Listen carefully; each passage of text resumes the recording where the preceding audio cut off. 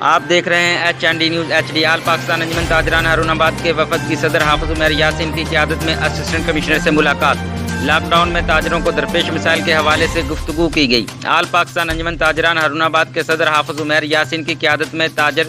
سلیم اعظم چودھری، جاوید محمد، شفیق عباسی، معید ناصر، ملک عبدالرزاق، ملک عبدالغفار، ارسلان یوڈی، ملک شاہد اور مظہر Rashid PA MNA کی assistant commissioner Haroon آباد چودھری محمد طیب سے ان کے آفس میں ملاقات کی اور تاجروں کو لاک ڈاؤن کے حوالے سے درپیش مسائل سے آگاہ کیا، جس پر اسسٹنٹ کمشنر نے انجمن تاجران کے وفد کو مسائل کے حل کی یقین دہانی کرائی۔ صدر آل پاکستان انجمن تاجران حافظ عمیر یاسین نے کہا، MNA چودھری نور الحسن تنویر نے